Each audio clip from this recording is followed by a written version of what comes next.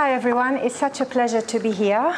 I take my hat off to all you clinicians who are at the forefront of supporting patients and family carers. I'm not a clinician, I come from a public health background, and I started work in palliative care 10 years ago. The first project I did was when we were commissioned by Palliative Care Australia to look at the national inquiry into the social impact of caring for terminally ill patients. So I had to analyze all the submissions that came from the carers, and there were quite a few that came from MND carers, and that really stuck in my mind because they were the hardest for me to read. And I got to know about my first exposure to the disease was through these really heartbreaking submissions and what they're going through. So without further ado, let me tell you what we're doing to improve the quality of life of family carers in general. So I'd like to acknowledge my colleagues from Curtin University, Kathy and Denise, and also the MNDWA care advisors. Sherilyn, Leslie, Julie, and Karen. Without them, we couldn't have done this study. And Sharon will be talking straight after me on the care advisors' feedback on this study. So maybe you all know this already, that the fundamental aim of palliative care is to achieve the best quality of life possible and support for terminally ill people and their families. Evidence suggests that good support can improve family caregiver psychological outcomes pre and post bereavement, and this is what we have found out from our trial that we're doing with Silver Chain in WA using for the same study. The Carer Support Needs Assessment Tool, and for short the CESNAT, encompasses the physical, psychological, social, practical, financial, spiritual support needs that government policies emphasize should be addressed and assessed. So these are my colleagues from the UK and from Canada who we're working on this tool. We started our work in the 3 countries on cancer, and we are now taking it to other settings. I'm the first one to actually do it in the motor neuron disease setting, so we need to find out whether it works in other settings. What we're hoping to get from this is to investigate whether using this tool, which is really an interesting carer-led assessment of needs rather than health professional-led way of assessing needs, and whether it improves the perceived support, carer psychological well-being, physical well-being burden, bereavement outcomes, and likelihood of patient achieving their preferred place of death. It could be home, it could be somewhere else, but we need to find out about this. So basically, the tool has got 7 items which we call enabling. What does the carer need to enable them to look after their loved one at home? And the direct items are those that supports the carer in their caring role. It's about themselves. And they answer on a scale of no, a little more, quite a bit more, or very much more, whether they need support or not. So these are the enabling items, and they're mainly, do you need more support with understanding your relative's illness, knowing what to expect in the future, knowing who to contact if you're concerned, managing your relative's symptoms, providing personal care equipment, talking to your relative about their disease. The direct items are the ones that are usually missing from any assessment that health service providers do. Do you need more support looking after your own health, dealing with feeling and worries, beliefs, practical help, financial? These are the conversations that the carer does on an ad hoc basis with the service provider and follow them on the driveway to tell them if they need help themselves. So they are quite invisible in that sense. So the way this works is the carer completes those questions and then highlights 3 priorities that they would like to discuss with the care advisors when the care advisors come to put some actions in place for them to help them. So this is what the tool looks like. It's just a 1 page. We've adapted this from the Silver Chain tool. The first part, the blue one, is where the carer completes in their own time if they wish to. And then the pink area, this is where the care advisor comes and look at what they need and put down systematically what this carer needed so that they can follow up with them and review their needs later on. And then the green bit there is really the ALS functional scale so that we have a feel of how the patient is traveling and how that's impacting on the carer experience. So the intervention consisted, because we did a pilot study and we had to really do it in 4 months so that we're ready to present it for this conference. So I think the care advisors did an amazing job. Basically, the median time was 7 weeks between the 2 visits. And most of them were done face-to-face, but we tried the telephone contact, and it's also practical to do it that way. So basically, the carer demographics, 75% female, 79% were spouse or partners, and we've had other demographics there. The patient demographics, 71% male, 63 years mean age, and this particular group, the 24 who took part in the study, had the diagnosis a median of 21 months.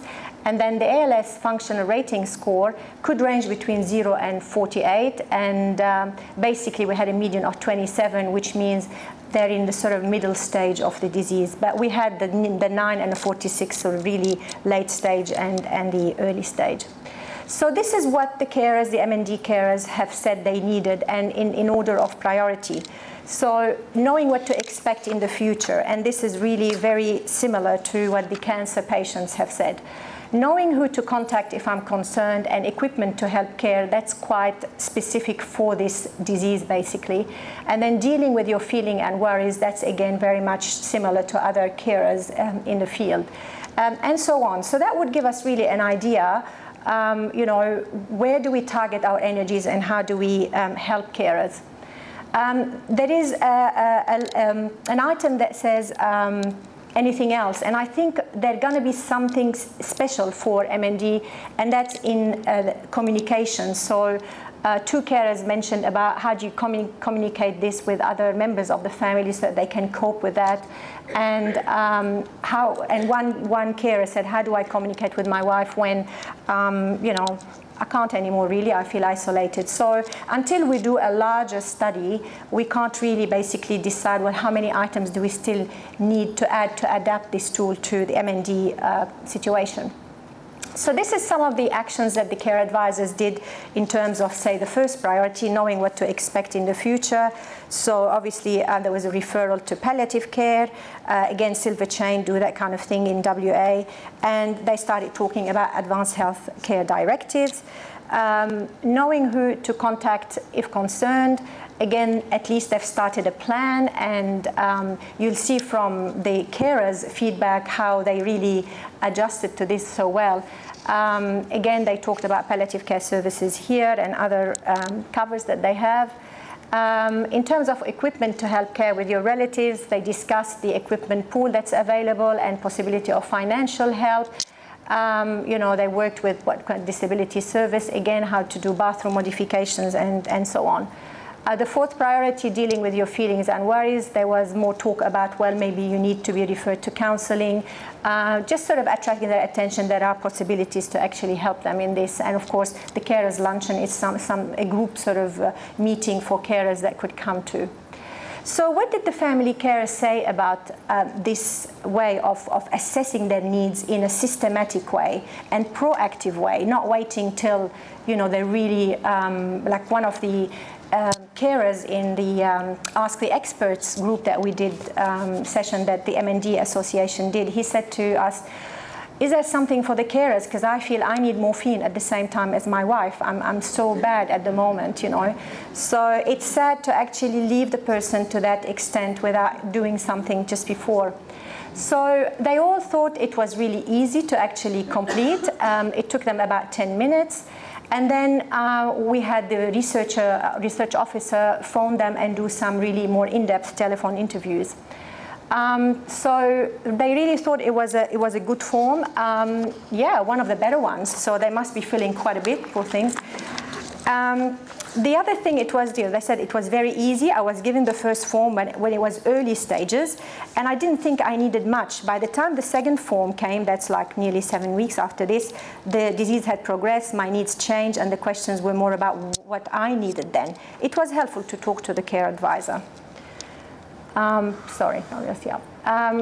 Again, how much support did you think you got? I might as well put them all so you can read them, because I don't have time to read them all for you.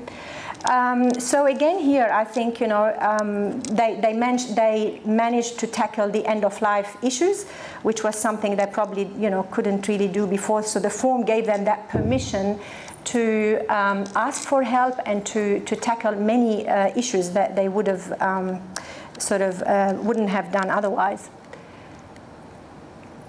So in terms of acknowledgement of the needs, I think this comes really high. They feel really appreciated and really validated that somebody is really, asking about them this time. So you could see from the last quote, yes, I find it's all him, him, him.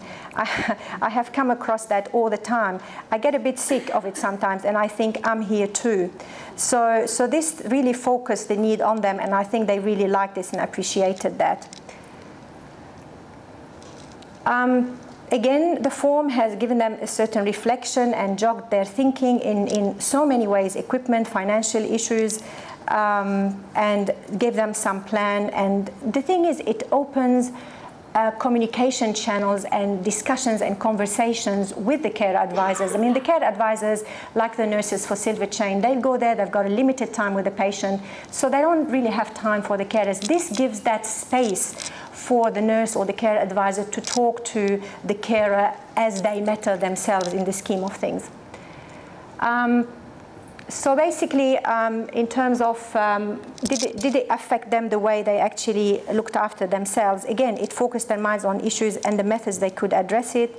It brought things that they probably wouldn't have discussed anyway. When we asked them, do you think it could be improved in any way? Actually, they like it. They didn't think that there was anything wrong with it. It puts up those little stars up there to consider, and it works really with the two parts really well.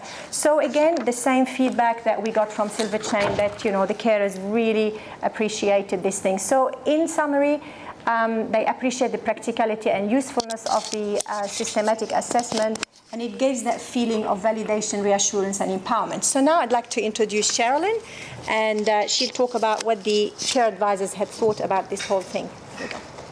Thanks.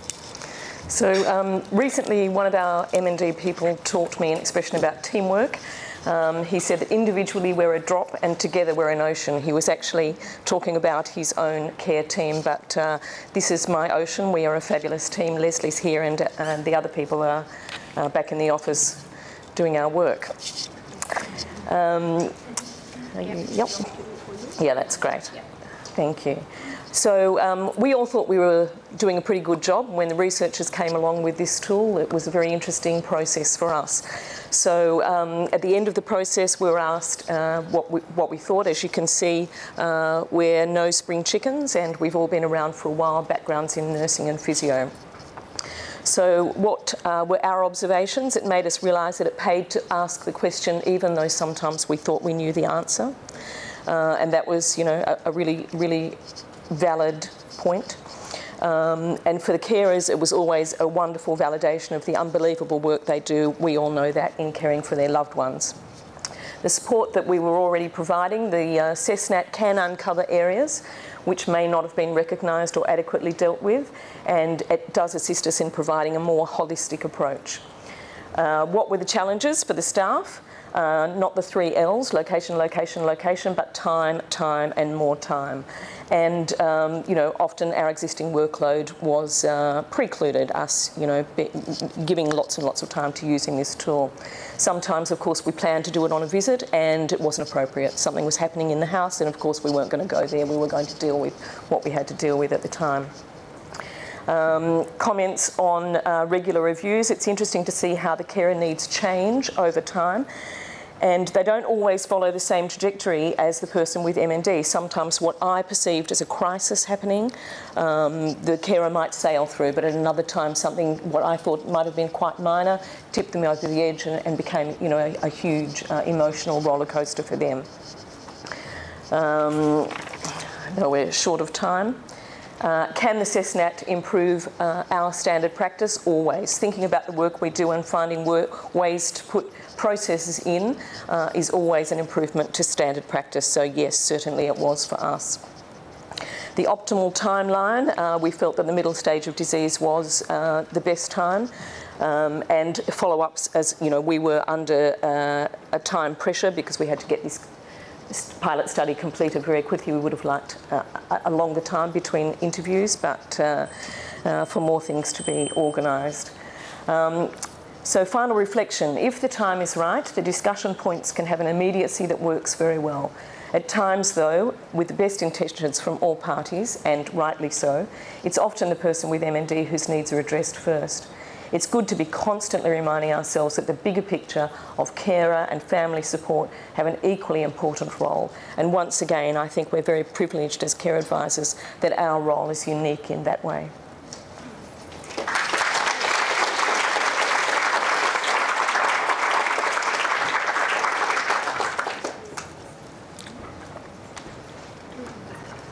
Thank you, Samar and Cheryl.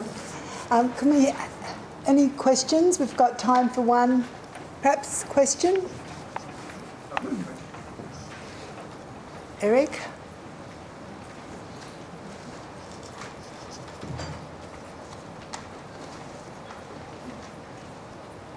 Eric Kelly from MND Victoria. Just wondering if the questionnaires were done with the client there as well, or was it the carer on their own? And then if it was with the client, how that impacted their view of the carer's role? It was variable, mostly for me personally. Leslie might have a different experience, but mostly for me personally, I did make an effort to have the carer speak to me on a personal basis. And whether that was something that we could, you know, start and complete over the phone at a time that was good for them, I think it was important because, you know, I wanted their honest reflection. And it is recommended that it is done without the patient there, just in case, you know, the carer can't feel free to say what they want to say. Yeah. Okay. Do you want to